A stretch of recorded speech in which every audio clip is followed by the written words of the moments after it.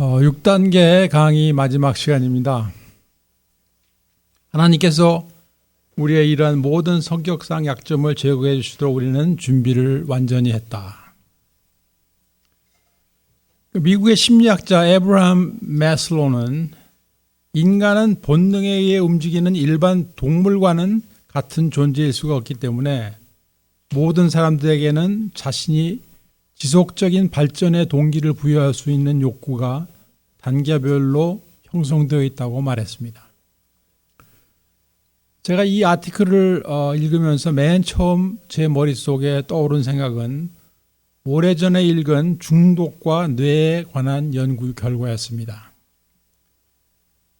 우리 사람의 뇌에는 인간다움의 요소를 담당하는 부분이 있고 또 본능에 해당하는 부분도 있어요. 그런데 중독의 정도가 심해질수록 점점 인간다움의 요소는 사라져가고 이 본능적인 활동만 더 왕성하게 자리 잡게 된다는 내용이었습니다. 그 결과 우리 중 많은 사람들은 뇌의 그 본능적인 것을 담당하는 부분에서 날아오는 시그널에 끌려다닐 수밖에 없었던 때가 있었고, 이 환경적인 자극에 의해서 반사적으로 움직여 나갈 수밖에 없는 시기를 경험하였습니다. 간단히 이야기해서 그 동물 수준이었던 때가 있었던 것이죠. 그러나 우리는 하나님의 은혜로 인간으로서의 가치와 삶의 우선순위가 뒤바뀌어가던 그런 그 생활을 청산하고 새로운 변화를 결심하게 된 것입니다. 오늘 말씀드리고자 하는 매슬로우의 필요 충족의 욕구 단계가 우리가 한 번쯤은 검토해 볼 내용이라고 생각되어서 이곳에서 소개해드리게 되었습니다. 먼저 말씀드릴 내용은 인간의 욕구 충족에는 기본적인 원칙 같은 것이 있다는 것입니다.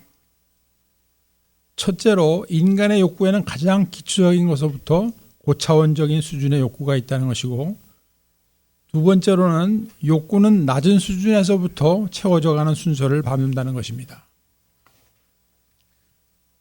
세 번째는 낮은 수준의 욕구보다 높은 수준의 욕구를 충족시키는데 더 다양한 방법이 있다는 것입니다. 쉬운 예를 들어보겠습니다. 우리가 배가 고프면은 먹으면 되는 거죠. 음식을 구해서. 간단합니다. 그런데 배고픈 사람들을 도와주는 방법은 여러 가지 다양한 길이 있는 거나 마찬가지예요. 네 번째로 욕구가 일단 만족이 되면은 더 이상의 동기부여를 하지 않는다는 것입니다. 쉽게 얘기해서 배가 부르면 먹는 것을 중단하죠. 대부분 그렇습니다. 근데 배가 불러도 계속 먹고 있는 사람은 정상이 아닌 거예요. 그런데 중독은 어떠합니까? 딱 한 방만 더. 이게 우리를 며칠 동안 모텔에서 못 나오게 만들지 않습니까? 이 로스 오브 컨트롤이라는 현상은 무엇을 의미하는 것인가? 얼마를 해도 만족이 이루어지지 않기 때문에 일어나는 현상이 아니겠습니까? 그래서 이 중독이라는 것은 이 만족이라는 게 없어요. 낚싯바늘만 있어요. 만족은 없고 낚싯바늘만 있습니다. 이것을 우리가 확실히 깨닫기를 원합니다. 그러면 이제 이 매슬로우가 말하고 있는 필요를 채워가는 순서를 살펴보겠습니다. 어떻게 보면 이 순서는 인생의 수준을 나타내고 있는 것 같이 보입니다. 맨 처음이 생리적인 욕구, 즉 육신의 필요를 채우는 단계입니다. 이것은 인간에게 생존을 위해서 가장 필요한 기본적인 요소인 것입니다. 우리는 누구나 숨을 쉬기 위해서 공기가 필요하고 먹을 물과 음식이 필요합니다. 또 잠을 잘 만한 장소가 필요합니다. 인간도 춥고 배고픈 문제가 기본적으로 해결되어야 된다는 것이죠. 이 생리적인 필요들이 채워지게 되면 그 다음에 필요로 하는 것들이 있습니다. 그것은 안전에 대한 욕구입니다. 인간은 배가 부르고 등이 따뜻한 것만을 삶의 목표로 삼을 수가 없기 때문에 그 다음으로 원하게 되는 것이 신체적, 정신적 위협으로부터 보호받을 수 있는 안정감입니다. 법이 나를 보호해 줄 수 있는 환경과 안심하고 쉴 수 있는 공간이 보장되어지기를 원합니다. 그리고 사람은 누구나 얼마간의 경제적인 여유를 찾게 됩니다. 그래서 살아오던 환경이나 국가의 체제가 불안하게 느껴지게 되면 보다 나은 곳을 향해서 떠나게 되어 있습니다. 피난이나 망명도 하고 이민도 갑니다. 그리고 이런 종류의 기본 필요가 채워지게 되면 우리는 이제 안심이다 라고 말할 수 있게 됩니다. 그런데 사람의 필요는 여기에서 멈출 수가 없는 것입니다. 세 번째로 사람은 소속감을 가질 수가 있고 사랑받기를 원하게 되는 것입니다. 다른 말로 관계에 대한 욕구입니다. 모든 사람들은 가족관계와 더불어서 친구와 동창, 직장이나 비즈니스를 통한 인간관계, 사랑을 주고받을 수 있는 공동체에 소속되어지기를 원하고 있습니다. 연말이 되면은 이 각종 동창회가 열리고 그 신문에 단체 사진들이 나오죠. 보신 분들 기억이 나시는지 모르겠는데 대부분 어떤 사진들이 제일 많습니까? 이 모두 주먹을 불끈 쥐고 무슨 구호를 외치는 그런 사진이죠. 우리 함께 뭉치자는 거예요. 사람은 이 생리적인 욕구와 이 안전에 대한 욕구가 충족되는 것만으로는 만족이 안 되는 것입니다. 그래서 우리 모두는 이 관계를 통해서 안정을 찾기를 원합니다. 그런데 여러분 잘 아시는 대로 엮이는 가정, 중독자 가정에서는 소속감이라든지 평온함이라든지 가족들이 서로 사랑을 주고받으며 살아간다는 이야기는 매우 생소한 단어인 것입니다. 그래서 이 마음속 깊은 곳에서 자기 자신이 이 하찮은 존재로 느껴지는데 그 삶 가운데 무슨 만족이 있겠습니까? 그래서 우리 모두는 이 인간 관계들 속에서 어느 정도의 만족이 이루어져야 합니다. 그 다음에 채워지길 원하는 것은 자존감의 욕구입니다. 사람은 자기 자신을 바라볼 때 내가 뭔가 이루는 것이 있다고 생각되어야 만족감을 가지게 되어 있습니다. 그래서 우리는 주변 사람들로부터 인정을 받고 좋은 평판을 얻는 일에 투자를 하게 되는 것입니다. 이 자존감은 어떤 형태로든지 만족되어지길 원하는 것이 인간의 기본 욕구라고 볼 수가 있습니다. 그러나 우리가 그 과정 가운데서 깨닫게 되는 것이 있는데 그것은 나는 성공했다 라고 외쳤는데 조금 지나고 보니까 또다시 뭔가 부족하고 공허한 것을 느끼게 됩니다. 결국 외부의 여건이 달라진 것에 대한 만족은 항상 일시적인 것에 불과한 것입니다. 그래서 인간은 그 다음 수준이 필요하게 되어 있습니다. 이런 말이 있습니다. 하루 동안 행복하려면 미용실에 가라. 일주일 동안 행복하려면 자동차를 사라. 한 달 동안 행복하려면 결혼을 하라. 1년 동안 행복하려면 집을 사라. 이게 결혼이 집보다도 못한가 하면 문제인데. 그러나 한평생 동안 행복하려면 정직해라. 그리고 소수의 사람들만이 인생의 어느 시점에 이르러서 무엇이 정말로 중요한 것인가를 깨닫기 시작하고 보다 높은 차원을 바라보게 되는 것입니다.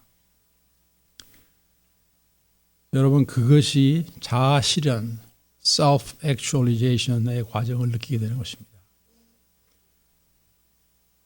쉽게 얘기해서 나는 왜 사는가 하는 질문에 대한 해답이 나와야 하는 것입니다.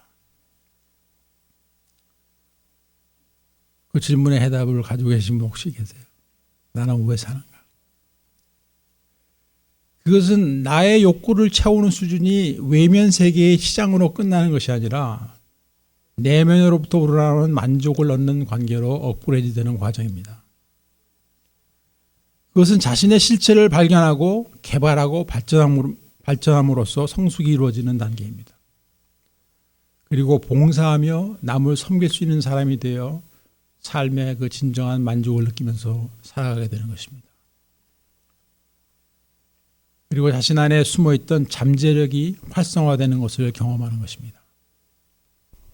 나의 잠재력이 나의 지위가 높아지고 남들에게 인정받는 데 사용되어지기 위한 것이 아니라 섬김의 삶 속에서 만족을 누리고 행복해질 수 있게 되는 것입니다.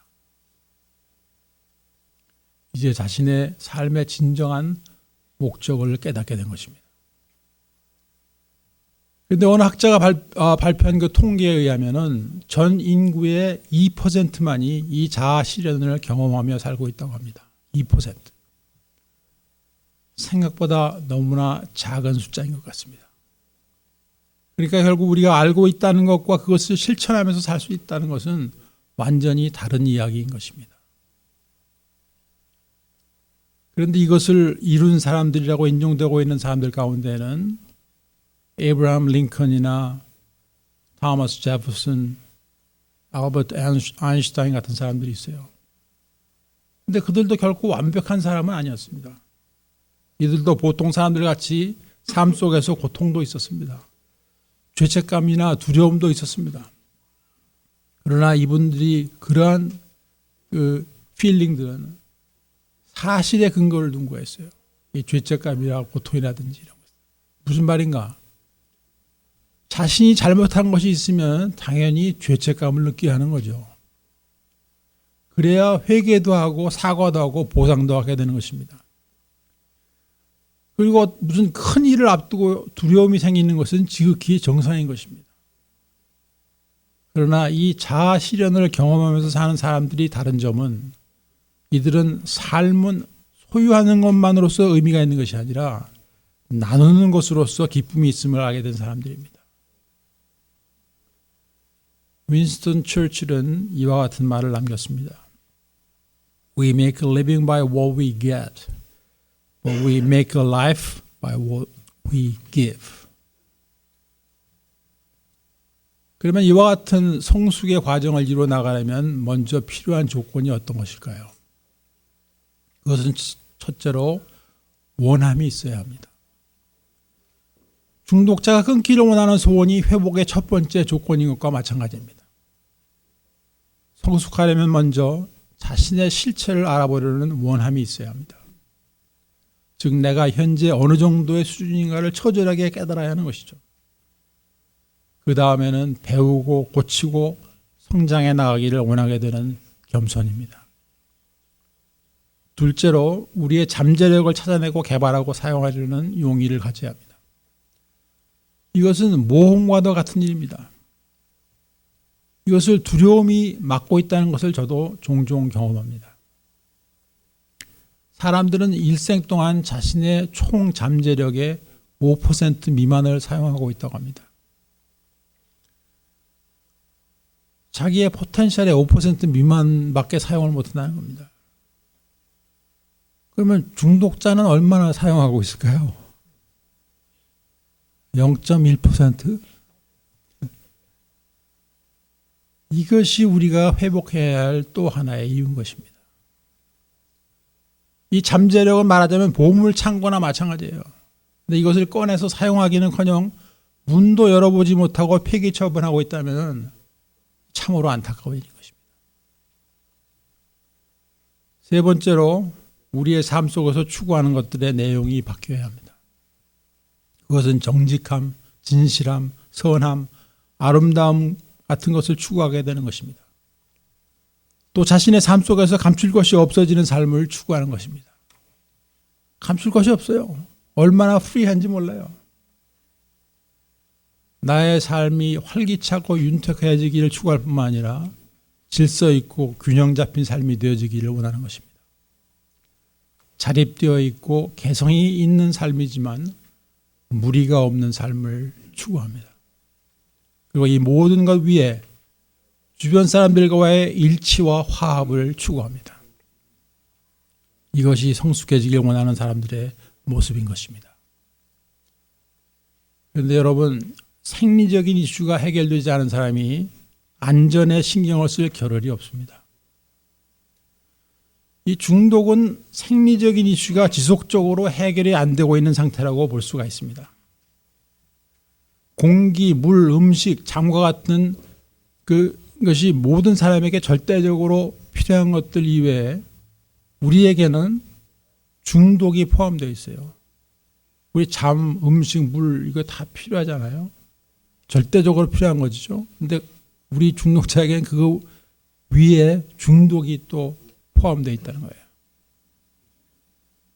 우리 화면 한번 보시겠습니다. 그 피라밋을 보시겠는데 우리가 중독의 필요를 해결하는 것이 급선무인 상태에서는 자연히 위험한 생각과 행동을 하게 되어 있습니다. 그러니까 즉 안전이 무시되고 있는 거예요. 그리고 조만간 중요한 인간관계, 가족관계, 사랑의 관계가 우선순위에서 밀려나게 됩니다. C, 즉 소속감과 사랑이 무시되고 있습니다. 그리고 중독자의 삶 가운데서 자존감을 유지한다는 것은 거의 불가능합니다. 여러분, 자존감은 우리가 실제로 끊고 나서도 한참 동안 돌아오기가 쉽지 않습니다. 그리고 중독을 끊고 회복하면서 우리의 삶의 위치가 D나 E에 가 있다 하더라도 재발을 하게 되면 순식간에 A로 오게 돼요. 그래서 B, C, D는 안중에도 없게 되고 맙니다. 여러분, 나는 왜 사는가 하는 질문은 우리 인생의 어느 시점에서든지 해볼 수 있는 질문입니다. 그런데 보통은 그 해답을 찾고자 하는 마음의 여유가 없어요. 그래서 우리는 이 삶의 수준 가운데 나는 어디에 속해 있는가를 생각해 본 다음에 자신들의 문제들을 차례차례 해결해 나가는 것이 회복이라고도 할 수 있습니다. 12단계 회복 프로그램을 순서대로 실천해 나가는 가운데 사람들마다 차이는 있지만은 한 바퀴 도는데 보통 몇 년이 걸려요. 1단계에서 12단계. 제가 기대하는 것은 그때쯤 되면 우리가 자아 실현의 단계에 들어설 수 있기를 기대하는 것입니다. 이제 성숙한 사람의 특징을 정리해 보겠습니다. 이 내용들은 우리가 모두가 추구하고 있는 삶의 목표이기도 합니다. 첫째, 내가 처해 있는 현실에 대한 객관적인 판단을 할 수 있고 그 주어진 환경 속에서 편안할 수 있습니다. 그게 첫 번째예요. 즉 우리 안에 열린 마음과 받아들임, acceptance가 이루어짐으로 인해서 삶 가운데서 평온함, serenity를 경험하게 됩니다. 또 자신에게 익숙하지 않은 환경에 대한 불확실한 미래에 대한 불안이 줄어들게 됩니다. 이게 성숙한 사람의 특징이에요. 두 번째는 자신의 약점, 결점에 대해서 부끄러워하거나 죄책감을 가지고 있지 않습니다. 이것은 그 사람이 뻔뻔해서 그런 것이 아니라 그것들을 자신이 정직하게 인정하고 고쳐나가는 과정에 있으니까 그렇게 할 수 있는 거예요. 그러므로 자연히 다른 이들의 유별난 개성이나 단점에 대해서도 수용적인 태도로 받아들일 수가 있게 되어 있습니다. 우리 중고사들 가운데는 손가락질 하는 사람 많죠. 저게 인간이야? 그런데 언젠가는 우리가 그런 사람들을 포용할 수 있게 되는 것입니다. 그 사람이나 나나 그게 그거라는 것을 알게 됩니다. 자신이 열등감을 가질 필요도 점점 없어지게 되고 다른 이들에 대해서 질투를 느끼거나 비난하거나 원망하는 일도 줄어들게 됩니다. 세 번째로 솔직하고 자연스럽게 가식 없이 자기 자신을 표현할 수가 있습니다. 그 이유는 자신을 위장하거나 또는 과장을 해야 할 필요성을 느끼지 않기 때문에 그렇습니다. 성숙된 사람은 네 번째로 민주적인 가치를 존중합니다. 인종이나 문화, 개인의 다양성에 대해서 열린 마음을 가지게 됨으로써 차별 없이 모든 사람들을 대해줍니다. 그 이유는 나는 모든 사람들로부터 배울 것이 있다는 자세를 가지고 있기 때문에 그렇습니다. 여러분, 인종차별은 사실은 미성숙의 증거인 것입니다. 그러므로 성숙한 사람은 다섯 번째로 다른 사람들과 원만한 유대관계를 맺을 수 있는 능력을 가지고 있습니다. 성숙한 사람은 모든 인간들이 처해 있는 상황에 대해서 공감대를 형성할 수가 있습니다. 성숙한 사람은 각각 다른 현실 속에서 살아가고 있는 모든 사람에 대해서 공감할 수 있는 사람입니다. 그와 함께 여섯 번째로 성숙한 사람은 창의적이고 독창적인 면이 있습니다. 독립성과 자율성이 풍부합니다. 그리고 한편으로는 자신의 프라이빗 라이프도 즐길 줄 아는 사람입니다. 일곱 번째, 성숙한 사람은 맡은 일, 직업을 단순히 생계수단으로만 여기지 아니하고 열정과 책임감과 사명감을 가지고 열심히 일을 합니다. 그들은 윤리와 도덕을 중요하게 여기므로 돈을 버는 데 있어서도 그 수단과 목적이 떳떳한 것이어야 합니다. 여덟 번째, 성숙한 사람은 다른 이들을 도우며 섬기는 가운데 기쁨으로 살아갑니다. 마지막으로 성숙한 사람은 생활 속에서 일어나는 여러 가지 사건과 체험을 즐거움을 가지고 열린 마음으로 익사이팅하게 받아들입니다. 이것은 나이를 먹어가는 것과 경제적으로 어려워지는 상황과는 큰 상관이 없습니다. 건강이 나빠져도 경제가 좀 어려워져도 이러한 애티튜드는 계속되는 것입니다. 그러므로 항상 사람에 대해, 자연에 대해, 학문과 진리에 대해 더욱더 알게 되기를 원하게 되는 것입니다. 지금까지 우리가 참으로 부러워할 수 있는 그 수준의 성숙함을 알아보았습니다. 이 자기 실현의 단계, 즉 인격적 성숙과 더불어 자기를 내려놓고 남을 도우며 기쁨으로 살아가는 경지인 것입니다.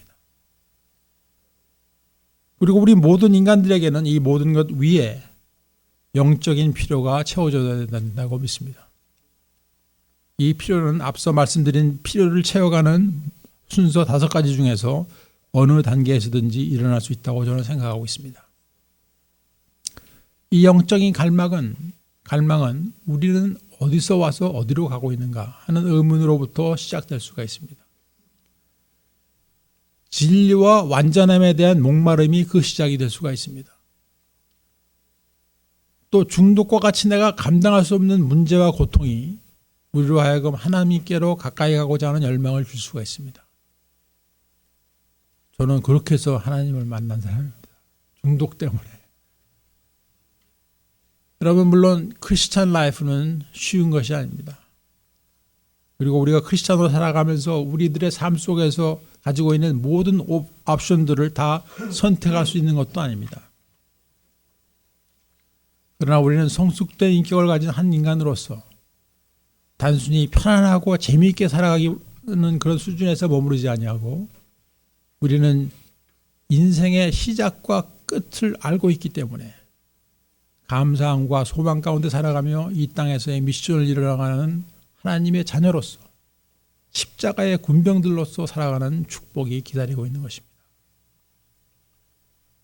훗날 하나님 앞에 섰을 때 착하고 충성된 종이라는 얼티메이트한 칭찬을 받는 한 분 한 분이 되시기를 소원합니다. 6단계 강의를 해오면서 이 사도 바울의 신앙 고백과 간증이 우리 인생의 결론을 내려주고 있음을 말씀드렸습니다. 표대를 향하여 그리스도 예수 안에서 하나님이 위에서 부르신 부름의 상을 위하여 쫓아가노라. 빌립보서 3장 14절 말씀입니다. 우리가 구원받은 하나님의 자녀라면 우리의 삶의 내용과 목표가 이와 같은 것이 되지 못할 이유가 없을 것이라는 생각을 합니다. 예수님을 닮아가기 위해서 또 하나님의 상급을 위해서 그리고 오늘을 충실히 최선을 다해 살고자 하는 몸부림은 우리 모두의 삶의 내용이 되고 목표가 되어야 된다고 믿습니다. 그런데 왜 우리는 그 아이디어에 대해서 거리감을 두고 있는가? 우리는 생각하기를 바울은 하나님께서 특별히 귀하게 쓰시는 사람이고 나와는 근본적으로 다른 사람이다. 하나님께서 나 같은 사람에게 관심이라도 두고 계시겠는가? 나는 나 하나도 제대로 추스리지 못하는데 하나님의 나라를 위해서 다른 사람들을 위해서 무엇을 할 수 있단 말인가? 이런 생각으로 인해서 뒤로 물러서 있을 수가 있습니다. 그러나 우리 하나님께서는 우리 한 사람 한 사람에 대해서 계획을 가지고 계심을 성경을 통해서 분명하게 우리에게 말씀하고 계십니다. 그리고 그 계획의 성취는 우리가 현재 가지고 있는 것들을 사용함으로써 시작이 되는 것입니다.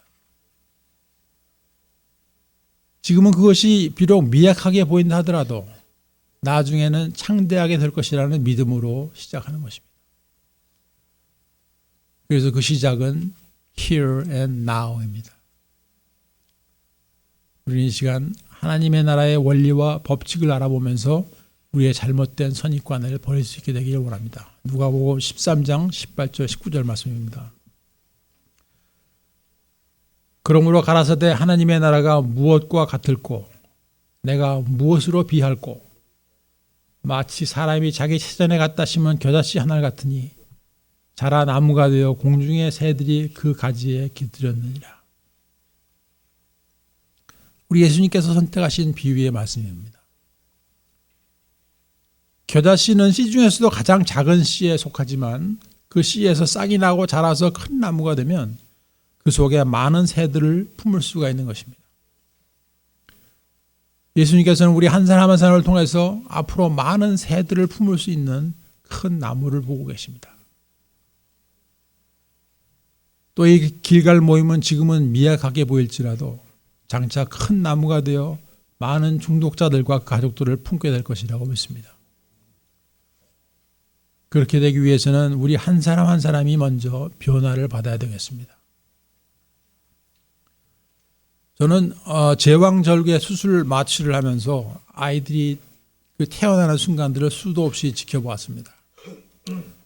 참 every time 그 감격적이에요. 그때 그 기쁨으로 소리내어서 엉엉 우는 산모들도 자주 있어요.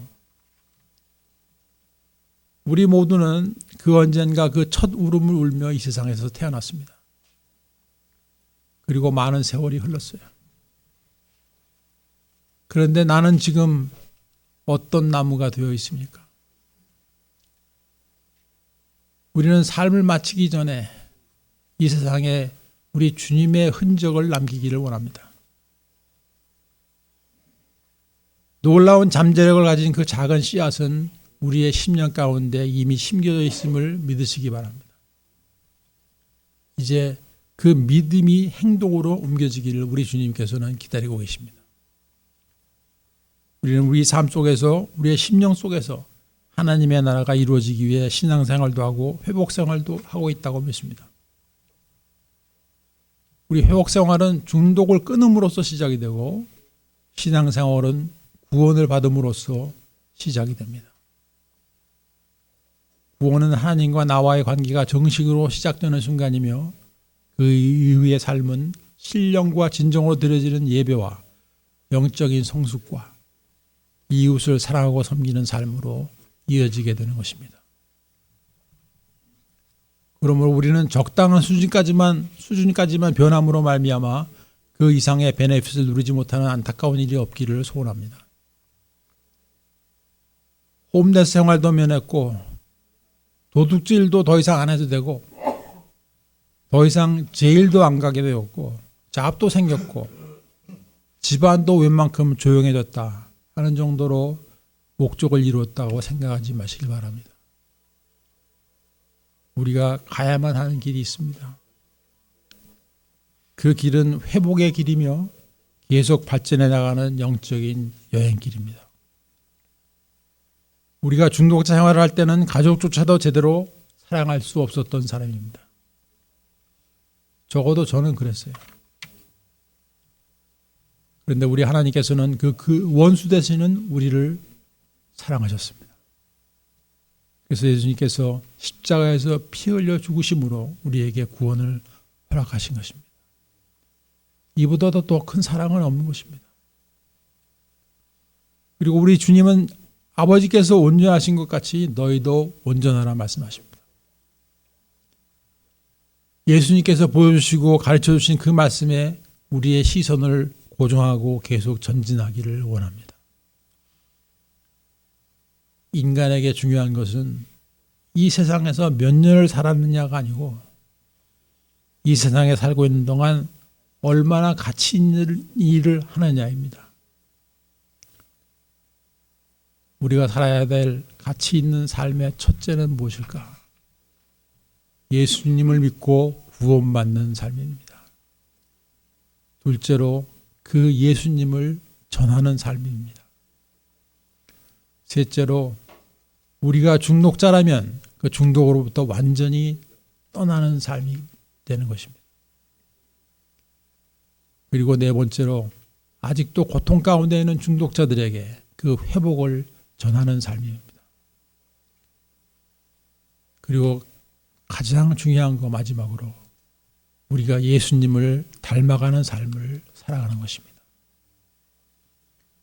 Absolute love, absolute honesty, absolute purity, absolute unselfishness가 우리들 한 사람 한 사람의 삶 속에서 이루어져 나가기를 간절히 소원하면서 6단계 강의를 여기서 모두 마치겠습니다. 감사합니다.